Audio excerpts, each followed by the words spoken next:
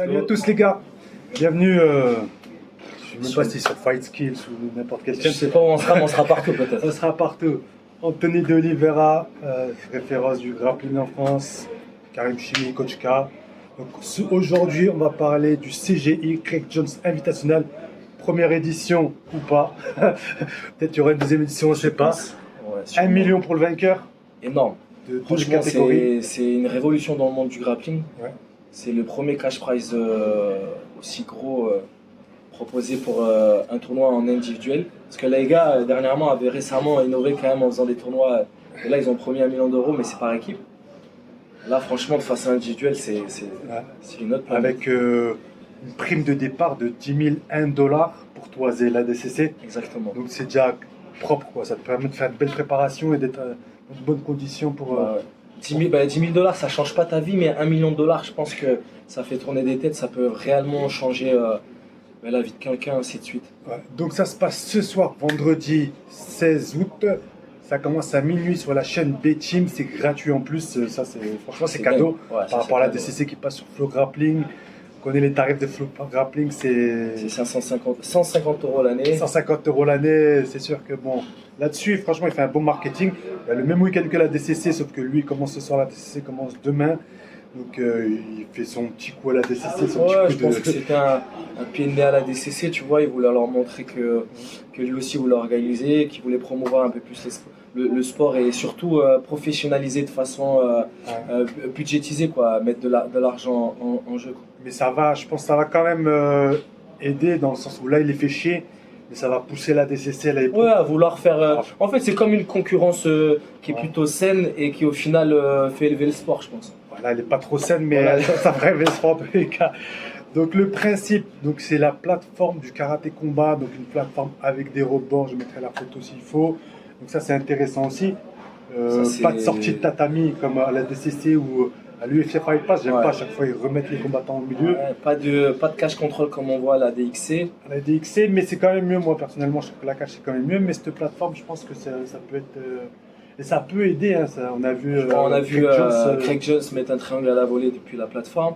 On a vu Barboza aussi nous faire une espèce de roulade pour aller chercher un passage. Ouais.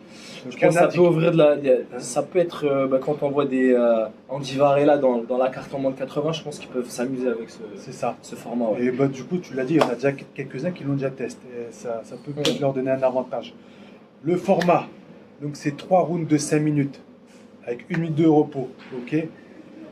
La finale, c'est en 5x5. S'il y a match nul en finale, il y a un round supplémentaire de 5 minutes. 6x5. C'est très rare d'avoir des prolongations sur des 5x5. Donc le scoring, c'est sur comment dire, enemy must, 10 must. Bref, je sais plus comment on dit exactement. Ouais, c'est le scoring de base, ça s'est inspiré de la boxe, après ça s'est développé en MMA. Donc c'est 10 must, c'est-à-dire que c'est en note 10. La note maximale à 9, voire 8 si on domine vraiment les débats. En MMA, on te donne un 8 si tu domines plus de la moitié du round en mettant des dégâts. Là, on n'a pas de dégâts, ça serait sûrement plusieurs soumissions très proches. Je pense des soumissions très taille, très serrées et une domination. Pour avoir le 18, après, je sais pas, ça va être une nouveauté avec 3 juges forcément qui jugent ces combats. Donc voilà, les réglementations, les règles. Je parle même pas. Comment on sort de l'entraînement là, je suis fatigué, tu parles une grosse semaine. C'est ça. Donc les règles au niveau des notations des juges, c'est l'initiation de l'action. Donc être toujours actif dans les soumissions, dans la lutte, être toujours à la recherche de l'action. Tentative de soumission et action dynamique, ça reste un peu dans le même principe. Et après en dernier, contre dominant et position. Juste pour revenir, toi, tu as déjà combattu à l'AIGA justement en 3x5. Exactement. Qu'est-ce que tu penses de ce format? C'était pas les mêmes. Alors, déjà 3x5, je trouve que c'est bien parce que 5 minutes, c'est un temps où on peut s'exprimer. Comparé à la DXC où c'était 3 minutes où vraiment on cherche à prendre des positions, mais on peut pas aller chercher la finalisation. On part sur des actions brèves. 3x5, il y a de la gestion de combat, donc à savoir est-ce qu'on essaie de soumettre dès l'entame de combat sur la première partie, la deuxième. Parce qu'après, au bout de 15 minutes, il y a quand même de la fatigue qui rentre en compte, l'aspect physique qui rentre en compte. Là, je pense que c'est pareil, ça avait 1 minute de repos entre chaque round. Donc, il y a une stratégie, je pense, à adopter. C'est assez particulier. C'est pas des formats qu'on a l'habitude de combattre. Ouais, mais justement, des fois, ils ont plus l'habitude de faire comme à l'IBJF ou à la Mm. DCC, 10 minutes cash, 10 minutes cash, ouais. où on a tendance à avoir un peu plus de gestion. Donc là, c'est vrai que ça permet d'être plus Je pense que dynamique, ça va être beaucoup récupérer, plus de dynamique, repartir. ouais. Parce qu'au final, 5 minutes, ben, on est tous des athlètes de haut niveau, surtout à ce niveau-là. Ça va faire 5 minutes, 1 minute de récup, on a le temps vraiment de reprendre quand même de l'énergie et ça repart assez fort. Ouais. En plus, c'est de l'open scoring, c'est-à-dire que à la fin du round, tu sais si tu as perdu ou gagné le Ouais, round. exactement. Donc tu perds le premier round 19, tu t'es dit pour le deuxième, là, il faut que j'envoie la gouache. Donc si j'arrive à égaliser, Et tu le sais, troisième, le il peut être décisif. troisième, il Ouais. est décisif. Et en plus, il y a des matchs nuls, ce qui peut arriver dans les premiers tours, c'est en gagnant le troisième round Mm. que tu te qualifies. Il n'y a pas d'extra round dans les premiers tours. Ah, donc tout se joue sur le troisième round en cas d'égalité. Donc je pense que sur cette première soirée, il y aura 2 tours. Qui sont 16, ça fait 8e quart. Huitième quart et demain, après demi-finale. demi-finale. J'ai pas vu le programme, mais normalement ça se passe toujours comme ça, comme à la DCC. Donc c'est sur 2 jours. Justement au niveau de l'action, donc il y a des pénalités si on est trop passif, si on stall. Ouais. Stalling, Stalling, c'est pareil à l'AICA. Alors, est-ce qu'ils vont instaurer le stalling, le fait que en fait, les juges prennent la décision qu'il y a stalling, l'arbitre en fait annonce 30 secondes ou pendant ces 30 secondes, ben, celui qui stall justement va devoir faire beaucoup d'actions pour enlever cette passivité Comment on le dit. et que ça pourrait être donc pénalisé comme en lutte exactement, s'inspirer de la lutte. Moi je trouve que c'est une bonne chose. Moi j'ai l'habitude de combattre sous ces formes de règles où vraiment il y a beaucoup de dynamisme dans le combat, je le vois à l'IWW. Dès qu'on est très passif, l'arbitre il a tendance à mettre beaucoup de pénalités. À les gars c'était pareil, franchement ils recherchaient vraiment du dynamisme dans le combat. À la DXC c'était pareil d'ailleurs et je pense que c'est une bonne règle. Après là, par rapport à l'AIGA où tu mets un point sur des scores de grappling, ça fait 8-7, trucs comme ça. Là sur un score de MMA 19, si on te retire un point déjà c'est énorme. J'espère qu'ils te préviennent quand même avant pour pas que tu te fasses pénaliser. Pas que ça tue le combat, ça va coûter cher entre guillemets, pénalité. Donc après, toutes les techniques sont quasiment autorisées. Full Nelson, les spine locks, c'est-à-dire les clés qui agissent sur la colonne vertébrale. Les slams sont autorisés si tu es pris dans une soumission triangle, clé de bras. Et s'il retire la clé, donc on peut plus slammer. Donc voilà, donc c'est quasiment pareil que la DCC, un peu plus ouvert par rapport au Full Nelson. C'est un règlement qui est assez, comment dire, qui engage le jeu, quoi. Ouais, mais bon, en même temps, il y a 1 million à la clé. Quand il y a 1 million, faut... Là, tu mets le gun. Flanagan, il disait, là, je suis prêt à casser des bras. Ah bah après, ça se comprend. Ça marche. Bon, du coup, on va passer au bracket. Je pense qu'on a fait le tour un peu du principe. On va passer au bracket. On va commencer avec les plus de 80 kilos. Donc, les plus de 80 kilos au CGI. Bracket là, de 80 bracket. kilos, ça peut monter très haut. Donc il y a 2 têtes de série qui avaient été annoncées, je crois 4 même, si je dis pas de bêtises. C'est Nicky Rod, Victor Hugo, ils avaient mis Luke Rockhold. Donc, en tant qu'ancien champion UFC. Qui a un solide grappling, on l'avait vu contre Owen Livesey, du coup au Polaris. C'est lui Nicky Rod. Non, contre Nicky Rod aussi, Polaris aussi. Ouais. Et je crois William Tackett. Bref, je sais plus. En tout cas, ils ont mis quand même des têtes de série et après ils ont fait le tirage. Il y a João Gabriel, faut pas oublier, qui était revenu de maladie, qui est vraiment solide. Je pense qu'il peut faire quelque chose aussi. Après, je sais pas qui tu vois partir favori, toi. Là, clairement, pour moi, il y a 2 noms qui se détachent et je pense que tout le monde est sensiblement d'accord là-dessus. C'est Nicky Rod et Victor Hugo, sont chacun dans un tableau différent. C'est la finale annoncée sur le papier. Ouais, je pense. Le format leur convient là de rien, parce que c'est des combattants qui sont dynamiques et qui engagent de l'action, chacun dans un style différent. Bah, on a un gros gardien, Victor Hugo, qui a aussi eu un gros passage. Et après, on a Nicky Rod qui a vraiment un gros stand-up, wrestling très fort, et après qui a un gros passage en pression, un gros body lock de face. Et aussi, moi je trouve qu'il est surpris quand il avait battu Owen Livesey au quartet. En faisant que du wrestling up, il avait cassé le jeu de Owen. Ah, c'est vrai. Il avait été très smart, très intelligent là-dessus. Donc il avait su adapter. Donc là-dessus, on va dire que c'est les 2 gros favoris. Après, derrière, dans le match-up, il y a Owen Livesey contre Mahamad Ali. Pour info, Mahamad Ali, ancien champion du monde IBJF, Nogi aussi, je crois. Nogi, il fait sa reconversion MMA. Je pense qu'il va pas être focus totalement sur du grappling. Ouais, mais il va être solide physiquement. Ça reste solide physiquement, je pense. Vu qu'il est sur du MMA, sur ça, tout ça, tu vois, va garder cette dimension, va ajouter même une dimension peut-être un peu plus rude. Plus physique. Au premier round, quand Owen l'UFC, ça, je pense que ça va être intéressant. Ouais. Même Pat Dowie contre Luke Rockhold, je pense que ça va être. Pat Dowie, c'est un mec qui fait, c'est un qui lutteur, fait, de la lutte. Je sais qu'ils sont en train de Ouais, chez Wagner Rocha. Je pense que s'il a un bon anti-jeu sol, on va dire, je pense qu'il peut s'en sortir. Ouais. Et clairement, là, c'est Victor Hugo, Nick Roth, je pense qu'ils vont. Ouais, alors, sortir du lot. donc dans le deuxième tableau, tu as Adam Bradley, Kyle Boehm, Pat Dooney, Luke Rockhold. Qui tu verrais, toi, contre Nicky Rod en demi-finale? Kyle Boehm, il a des bonnes clés de jambes. Mais j'ai l'impression que son Malgré jeu, ça, il je a un pense peu... que son jeu, il a stagné, alors qu'il était à. Adam son- Bradley est pas mal, hein. Franchement, il devait se Ouais. qualifier à la DCC. Il s'est fait un peu voler sur sa finale. Moi, je vois peut-être un Adam Bradley contre Nick Rod. Ouais. Après, Nick Rod, là, il a un tableau assez difficile. Mike Jimenez, c'est un mec qui est très lourd. L'AFC Mohamed Ali, ça va être très énergivore. Sachant que Nick Rod, il a un jeu basé sur beaucoup de puissance aussi. Je pense que les 3x5 là, pour arriver en demi-finale, bon après si jamais ils font les demi-finales que le lendemain, il a le temps de récupérer, je pense. C'est ça. Du coup, de l'autre côté, Victor Hugo, il affronte Luc Canard. Je crois qu'il avait gagné des trials à DCC. Il n'est pas très connu. Pour on apparaît deux Brésiliens, perso, je ne les connais pas. Ignacio Santos, Pedro Alex. Ouais. Après, on a Philippe Daniel Andrew Kerkliev contre Philippe Andrew. Je crois que Kerkliev, c'est un pur lutteur. Ouais, et Philippe Andrew, c'est un phénomène au jiu-jitsu, mais il n'a pas un gros grappling, je trouve. Non, je l'ai vu dernièrement sur des. Mais il met des clés de jambes, non? Il met des clés de jambes, ouais, des clés de jambes dans l'axe notamment. Il a des gros passages, il a du cœur. Mais je pense qu'en Nogi, je pense pas qu'il va nous faire des. Et William Taquet, du coup, contre Joao Gabriel Rocha. Gabriel Rocha fait combien? Il fait 110, il fait 120? Ouais, il fait 110 kilos. William Taquet, il a gagné les trials en moins de 88. Donc, il y aura une différence de poids, mais Taquet, il met du rythme, très technique. Ouais. Du coup, c'est ça. Dans ce type de format, peut-être que son dynamisme, sa technique il peut prendre le dessus sur de la force. Ouais, clairement. En fait, 80 kg, enfin les KT plus de 80, déjà les mecs de 88 kg, c'est des mecs qui à l'absolu peuvent sortir l'épingle du jeu, tu vois. On voit jamais des moins de 80 kg gagner des absolutes ou faire des podiums à l'absolute. À part, on avait vu Marcelo à la DCC et il y avait qui? Laclanji qui avait surpris tout le monde à la DCC.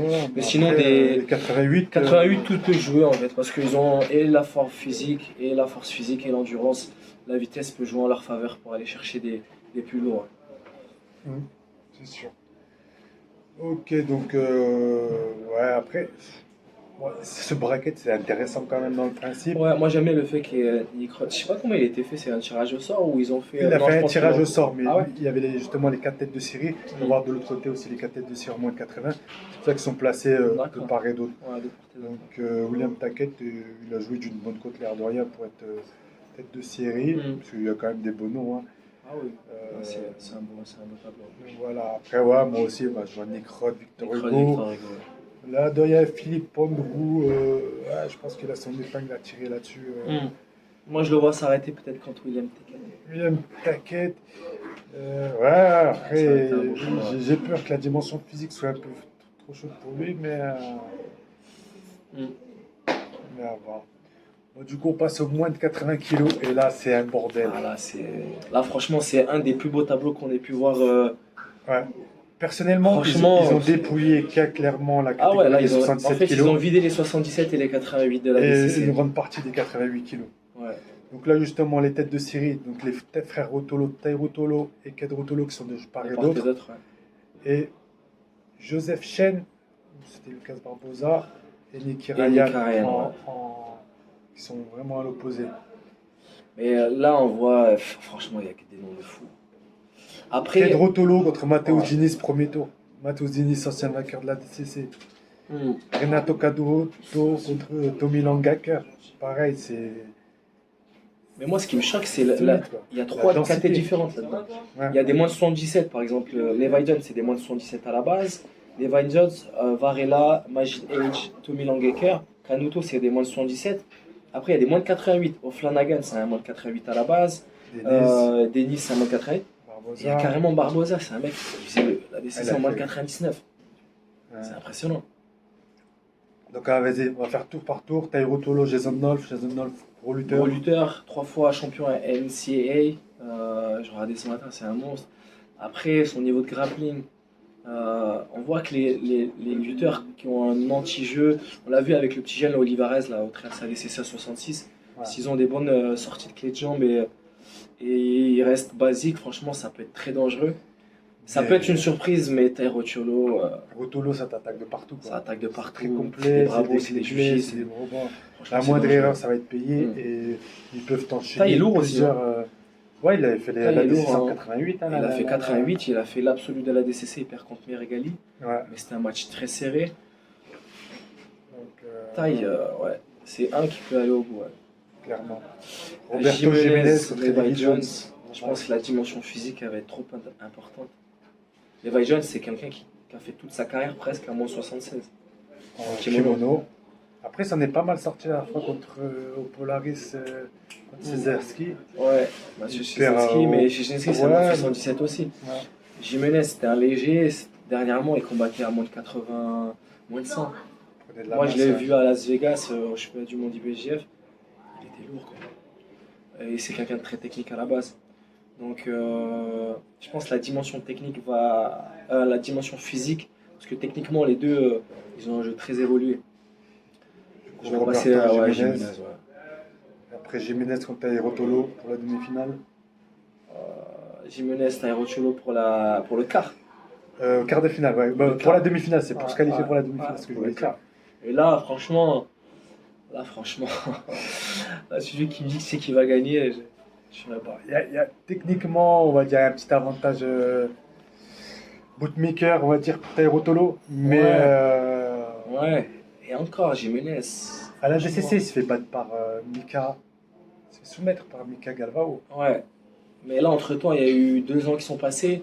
Il y a eu de la prise de masse, c'est une caté moins de 80. Il était Ça performant a au monde. cuté. Ouais. Ensuite, on a Luca Barbosa contre Kenta Iwamoto, Iwamoto, ouais, qui s'entraîne à la B-Team, plusieurs fois vainqueur des trials Asian. Franchement, solide. Hein. qui avait perdu contre Mika Galvao. Mais Luca Barbosa, il Barbosa, va c'est arriver à un mur. 90 kilos. Ouais, c'est un mur. Je pense qu'il doit être déjà à plus de 90 kilos déjà. Et c'est un mur, techniquement c'est fort. Franchement, pour moi, Barbosa c'est un des favoris sur cette catégorie. De par l'aspect physique, techniquement je pense qu'il peut annuler le jeu. Après là où il peut peut-être perdre des avantages, c'est sur le fait de stoller, tu vois. Donc est-ce qu'il va pouvoir contenir la foudre de certains? Comme par exemple, après Tairo Cholo, ils s'entraînent ensemble. C'est ça, il les connaît bien. Ouais. Son avantage, c'est qu'il les connaît bien. Et la dernière fois, c'était son collègue qui avait battu Eh ben, c'était qui vit en France, enfin qui vit en France souvent. Ouais. Comment j'ai plus son nom. Oh là là, c'est horrible d'oublier son nom, qui met que des guillotines. Bon, on se fera pardonner. Ouais. Trop bon. Tu l'as oublié? J'ai oublié Ouais, son moi nom. aussi. Et après, on a Andy Varela contre Joseph Chen. Varela, c'est un jeu très explosif, très basé sur la soumission, grosse lutte. Lui, il est à domicile, il est de Las Vegas, c'est une planète. Joseph Chen, c'est celui qui monte le plus en ce moment, je trouve. Gros passage. J'ai vu la photo de la Grosse pesée. clé de solide. Solide, hein. Quoi. Ils Ouais, étaient tous solide, solides physiquement, mais lui, il a même pris un peu du coup, on dirait, aussi donné, tu vois. Joseph Chen avait déjà une victoire sur Andy Varela. Récente, là, il y a un Serré. mois ou un mois et demi, là. Je C'était pense. serré, ouais. Ouais. Mais il lui a pris la montée. Ouais. Après, celui qui va passer entre lui et Varela, s'il finit contre Barbosa, c'est une autre histoire. Voilà. Franchement, Potentiellement, ça peut faire une demi-finale chez Atos, quoi. Barbosa contre Tairo Cholo. ouais, c'est ce qui paraît un peu Le plus le plus simple. Mais il y évident, aura ouais. forcément des surprises. surprises, hein. c'est sûr. Comme Il y aura on a des dit, surprises. on a toujours été. Bon, et de l'autre côté, ben, c'est Déjà, pareil, voire pire. Ouais, 4 Rotolo Matheus Diniz dès le premier tour, ça. Ouais, énorme. Match-up. L'inconvénient, c'est que Matheus Diniz, on le voit pas beaucoup. Tu vois, on n'a pas eu beaucoup En fait, de. c'est ça, on n'a pas de. Ben, c'est quelqu'un qui est très peu exposé sur la scène du jiu-jitsu. Hein, On le voit pas dans les événements. c'est ça. Et On tu l'a vois, vu, la sur- dernière fois qu'on avait fait la DCC, on avait beaucoup parlé de JT Torres, il était le tenant de titre de la DCC, Ouais. mais Au 2 ans final, sans combattre. Au final, il avait galéré contre justement Iwamoto, Ouais. et derrière, il s'était fait Et sortir il s'était fait sortir Petit par Barche, Petit Barche. Ouais. il me semble. Donc je pense que ça peut lui porter préjudice, surtout avec un cadre Tolo qui franchement il est en fire au one. Ouais, il est au one, il a l'habitude de combattre. Et il va mettre du Il va mettre beaucoup de rythme. Est-ce que Mathieu Diniz il va suivre sur le rythme en termes de physique? C'est sûr que physiquement, Mathieu va être plus lourd, je pense, que Cage. Cage, il est habitué à combattre dans des plus petites KT. Mais après, moi, les Rotulo, pour moi, ils doivent être très compliqués à combattre parce qu'ils mettent beaucoup de rythme et ils sont dangereux sur tous les aspects du jeu. C'est-à-dire que debout, ils sont dangereux, au sol, ils sont dangereux en top game, ils sont dangereux en dessous. Mm. Ça va être un match. Ils ont vraiment plusieurs armes là. Ouais. Canuto, Tommy Langeker. Canuto, il a le profil des Rotulo en fait. Hein. C'est un peu. Mais là, dernièrement, on l'a vu à Laïga faire des fusils à la volée de partout. Après, Tommy Langeker fait une grosse saison. Très grosse saison. Très grosse saison. Champion d'Europe IBJF. Champion du monde. Champion du monde d'IBJF. IBJF. Il a Très réussi très à fort. sortir. Il avait sorti celui de la B-Team. Comment il s'appelle Celui de la B-Team, comment il s'appelle Il s'entraîne. Non, il n'est pas de la B-Team. Un New Wave. Il a New Wave avec Gordon Ryan. Je l'ai vu tout à l'heure en vidéo. Oliver Taza. Ouais, il a battu Taza, mais aussi il a battu. Sezonski. Ouais, il a battu aussi. Comment il s'appelle Dark Horse, là. Orselia. Quelqu'un qui tourne très bien, ouais. Non, Langeker, il est en forme, il a un gros physique. Là, ils sont à peu près de la même catégorie de poids. Je pense que la notion physique, je pense qu'elle va pas être très importante. Mais Langeker, je le vois bien faire des bonnes prises de dos, aller chercher le dos à Canuto. C'est dangereux. Ils se sont pas affrontés. Je n'ai pas le souvenir. Ah, il avait perdu contre Jiménez. Il me semblait que c'était le même profil un peu et Jiménez l'avait pris le dos justement à Langeker. Majid Age au Flanagan. Flanagan, ouais. Au Flanagan, c'est peut-être parce que je le connais que j'ai envie de le voir gagner, peut-être parce que c'est un Européen aussi. Mais je sais pas. Mais, franchement, on l'avait pas sous-estimé parce que ça reste un Européen à la TCC, c'est toujours plus compliqué. Ouais. L'année dernière, il y a 2 ans, il sort Xander Ribeiro, il sort Mason Fowler. Il passe trop proche de battre Bodoni. Ouais, il se fait contrer sur le. Wagner Rocha, ça joue à. Domine Wagner Rocha aussi, clairement. Donc ça joue à pas grand chose. Moi, je le vois passer contre Majid Haj. Ah oui, moi je le vois passer contre Majid Haj. Après, le tour d'après, c'est soit Tekets, soit Nicky Ryan. Gros morceau. Tekets, je le vois passer Nicky Ryan, je pense. Allez, moi, tu mets Tekets, moi je mets Nicky Ryan. Allez. Pour son rage garde. Son rage garde, Gordon Ryan, Ted Brover. Je sais pas si t'as vu. J'ai marqué ça dans le dos du rage garde. Tekets, très technique. Vainqueur des trials américains en moins de 77. Il avait battu du coup en finale, il bat Varela. Ouais, je crois. Ouais, Varela. Et belle lutte. Mais si, il lui avait mis 2 single legs à Varela. Belle lutte, très simple. Nicky Ryan, lui c'est pareil. Ça reste un petit prodige. Il s'entraîne pas beaucoup apparemment, mais. Ouais, on attend encore la confirmation sur le terrain. Entre guillemets. En fait, lui, il fait des. Et là, il a battu JT Torres au WNO. Mais bon, JT Torres, c'est plus. JT d'il y a 5-10 ans. Et on attend toujours plus de sa part et on est un petit peu sur notre fin. Donc là, ça peut. Moi, j'aimerais bien voir une demi-finale Cade Rotiolo contre Flanagan, je pense. De ce côté-là, du Cade Rotiolo de Flanagan. Et de l'autre côté, un Ty Rotiolo. Hulk. Bon, si les Rotiolo ils ferment la KT, ils partagent le million, je pense. Ouais, il faut se bagarrer. Ils se bagarrent beaucoup entre eux. Ouais, c'est sûr. On sait pas trop. Après, ouais. Franchement, il est très dense. C'est dur de vraiment se positionner pour un gars. Forcément, il y a des noms qui ressortent plus. Hulk, Cade Rotiolo, Ty Rotiolo. Mais Flanagan, ça peut vraiment aller au bout, même si ça manque un peu de lutte, mais je pense qu'il s'est entraîné aussi pour. Je pense qu'il a amélioré sa lutte. Après, en termes de clé de jambe, c'est quand même top mondial. Physiquement, il a pris un gap monstrueux sur les 2 dernières années. Mais là, j'ai vu sa story ce matin, il a actuellement 89 kg 400 ou 500. C'est-à-dire qu'il a repris 10 kg par rapport à la pesée. Je ne sais pas qui va reprendre 10 kg dans cette KT à part Barboza, Jimenez, je pense, Mathieu Diniz, je pense. Clairement, les plus lourds, ça va être eux. Est-ce que la dimension physique va l'emporter sur le dynamisme des plus légers. Comme je vous le disais, il y a trois catégories presque que Ah, après, c'est assez proche, hein, 77-88, l'air de rien. Ouais, ouais. Mais bon, ouais. En tout cas, c'est à ce soir, minuit, tous devant vos écrans. Je pense qu'on va se Gratuit, régaler. le live Gratuit. de la B-Team. Ouais. Et bon, peut-être on fera un récap si. Ouais, je si pense on qu'on se fera un régale petit bien, récap ouais. entre Voir, temps. voir ce qu'il en est. Allez, une pièce sur. Allez, si je mets un vainqueur, allez, je mets Kedrotolo, tu mets. Toi, tu mets Recholo qui gagne la Ouais, catégorie? Cade, allez. Et après, Moi, ma logique me dit Barbosa va gagner. ouais. Parce qu'il connaît les Recholo, justement. Et physiquement, il a clairement le plus gros physique de la KT. Techniquement, il est là aussi. Après, j'ai revu Kedrotolo là, contre l'Australien Lachlan Giles. La challenge, ça. Il s'est fait prendre 2-3 fois hein, Ah sur les jambes et tout. Tu vois, Mm. heureusement, il a des bonnes sorties et tout. Tu vois, mais est-ce que Flanagan. Alors, Si ton Flanagan moi, la exactement raison me sur dit lui- Barbosa et mon envie, ça serait de voir Flanagan gagner. Franchement, clairement. J'aimerais vraiment le voir gagner. Il a du sang français. Ah, J'ai parlé français avec lui. Sa mère est d'origine française. ça marche. Bon, on verra ça en tout cas. Voilà. Allez, sur ce. Os.